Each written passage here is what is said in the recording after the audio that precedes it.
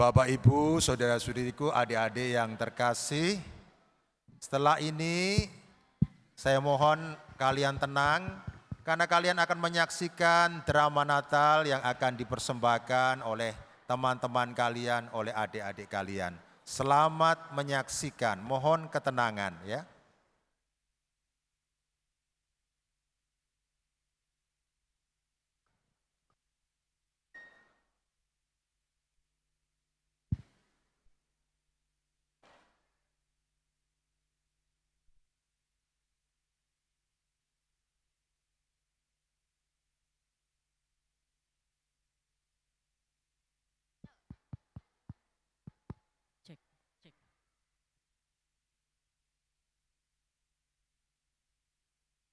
Bisa sini ke sana ke sana. Nah.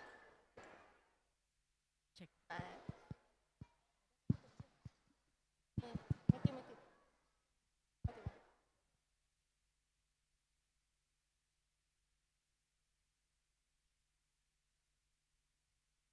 Ayo buka.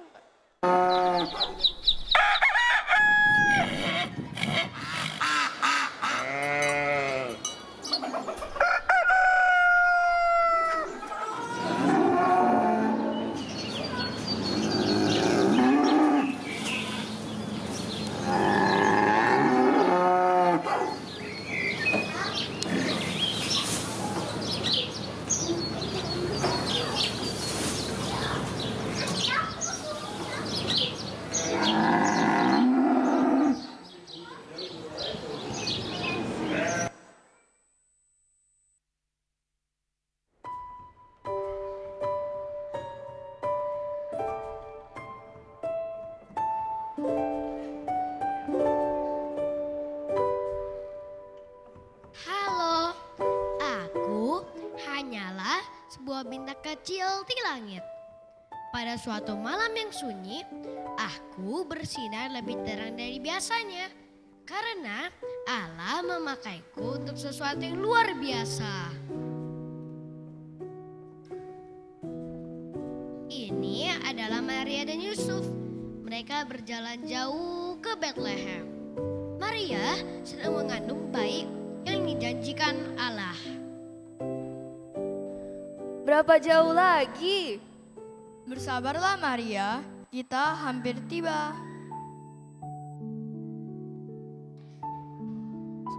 Sudah waktunya Maria melahirkan. Mereka berusaha mencari penginapan. Tok tok tok, Maaf, tidak ada tempat di sini. tok tok tok. Maaf, tidak ada tempat juga di sini. Namun ada kandang itu.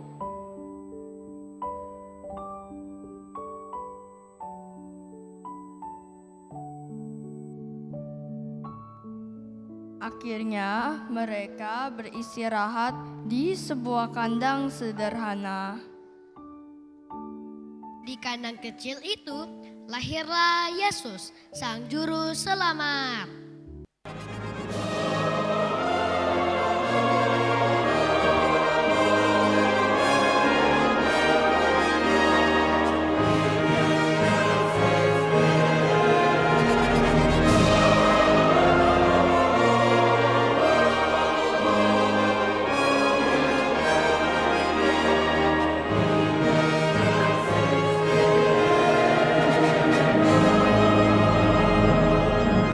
Jangan takut, hari ini telah lahir sang juru selamat.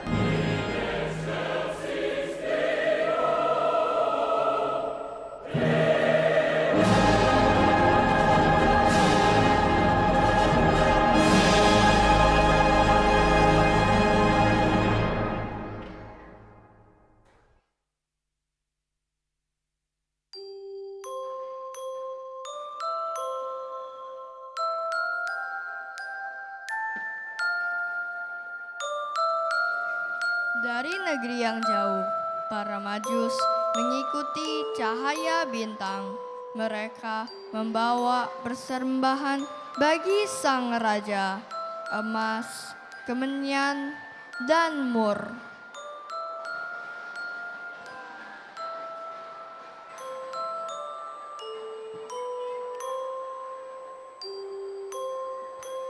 Malam itu semua bersatu. Para gembala, 3 raja-raja, hewan-hewan di kandang menemani Maria, Yusuf, dan bayi kecil Yesus. Semoga terang sejati pun lahir di hati kita di hari Natal ini.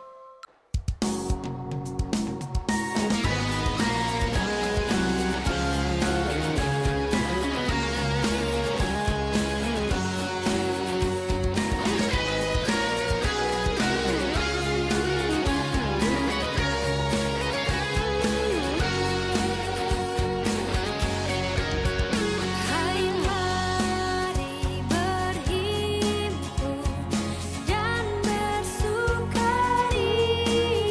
Hai mari semua ke Betlehem.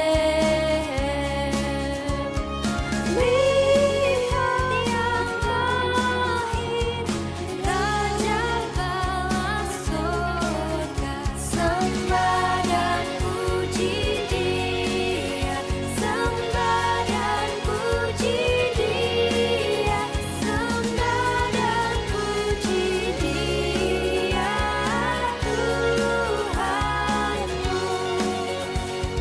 Sembah dan puji Dia,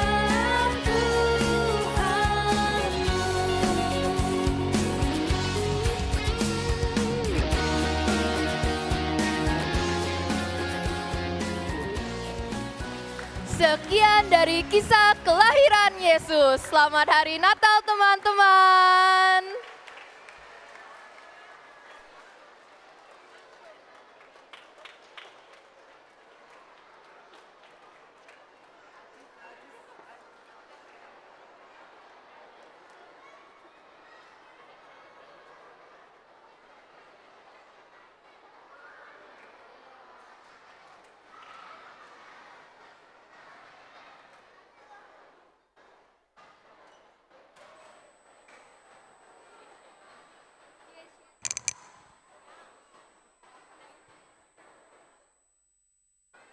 Anak-anak kami, ibu dan bapak, saudari dan saudara, di sebuah kampung ada seorang anak kecil, nama anak ini Burju. Jadi namanya si Burju. Burju itu artinya orang yang baik. Dia rajin sekolah minggu. Nah, ketika dia ikut sekolah minggu, guru sekolah minggunya, guru bina imannya bercerita tentang kisah kelahiran Yesus. Yesus itu lahir 2000 tahun yang lalu di Betlehem di Israel. Dan sekarang Betlehem itu tempat lahirnya Yesus. Kalau orang datang sekarang ke situ, kita bisa merasakan sungguh-sungguh kehadiran Yesus katanya. Si Burju mendengar itu, dia terpesona, dia terkesan. Wah, saya kepingin sekali bisa ke Betlehem. Supaya nanti kalau saya ke Betlehem, bisa sungguh-sungguh berjumpa, merasakan kehadiran Kristus. Maka sepulang dari pelajaran guru bina iman itu, dia bilang ke bapak ibunya, "Mak, Pak, saya mau ke Betlehem," katanya. Padahal dia di kampung, jauh di Sumatera sana.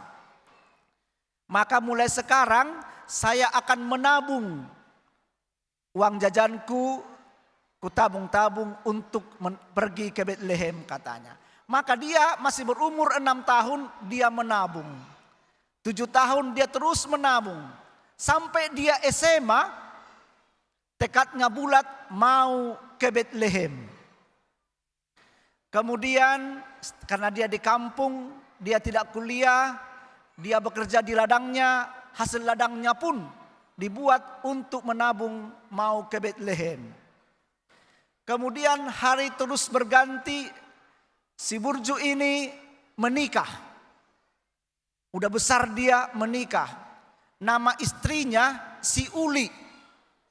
Nah, Si Burju ini baik dengan istrinya, tetapi niatnya untuk ke Betlehem seperti waktu masih kecil tidak pernah luntur. Maka kalau ada hasil panen, sedikit dia tabung untuk biaya ke Betlehem. Dia sudah punya anak, waktu terus berjalan. Dia sudah punya anak 3, tapi dia tetap keinginan untuk ke Betlehem. Setelah 40 tahun, bayangkan 40 tahun, dia menabung dengan uang-uang kecil, 100 perak, 1000 perak, begitu ya.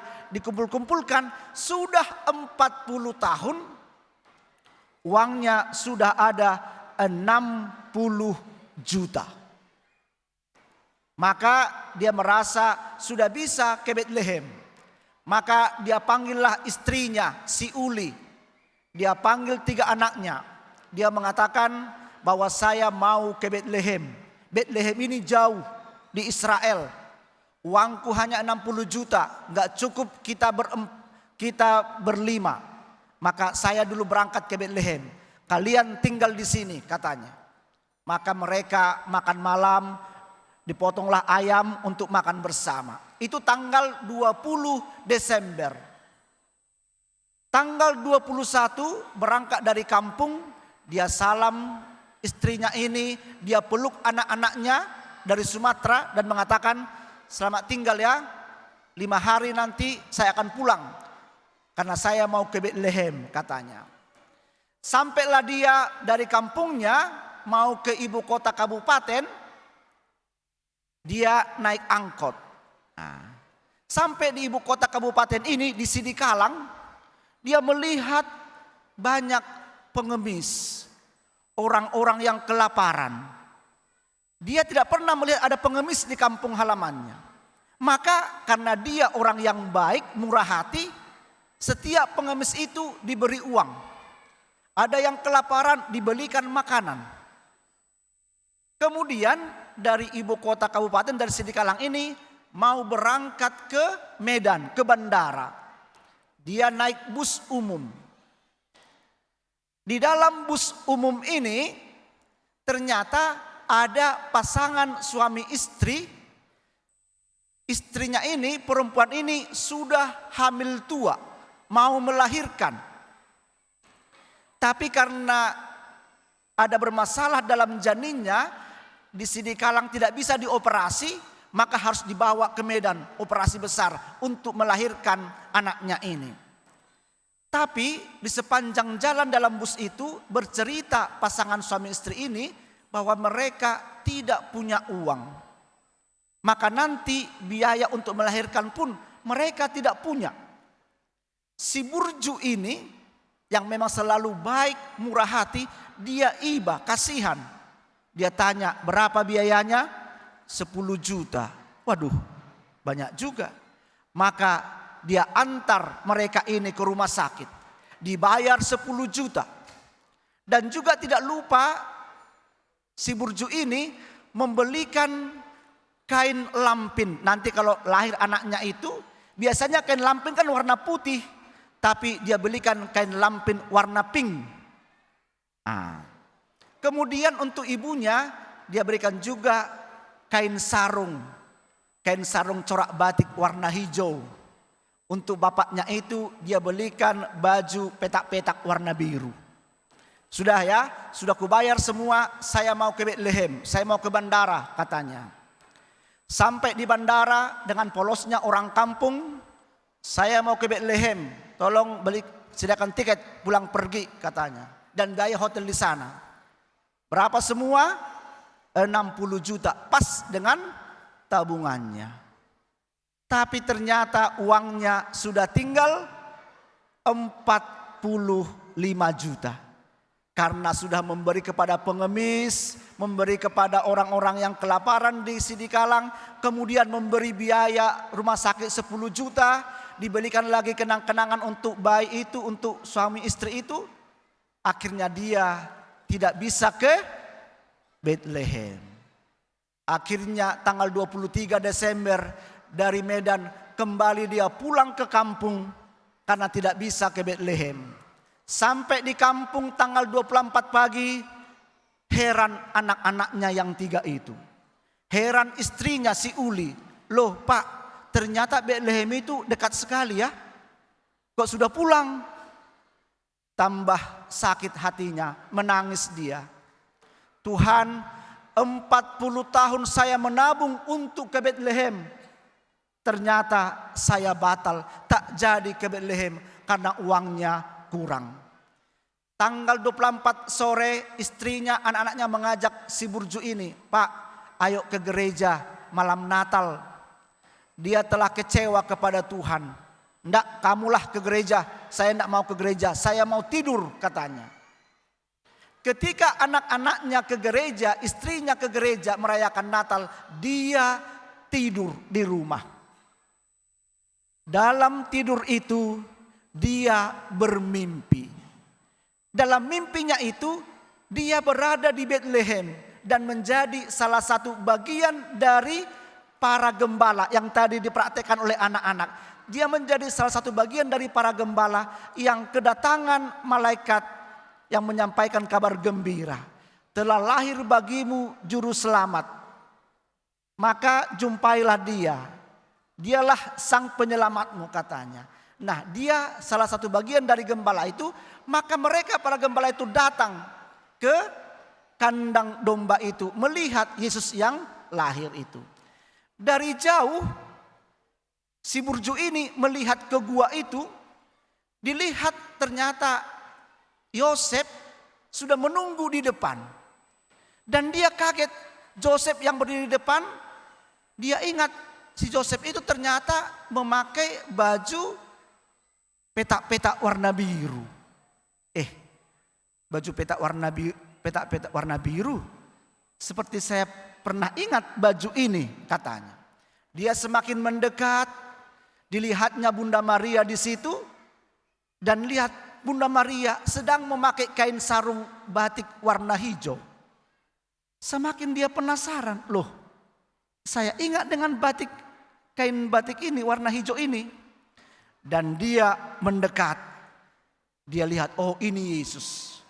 Dan dia ingat ternyata Yesus itu dibungkus dengan kain lampin warna pink.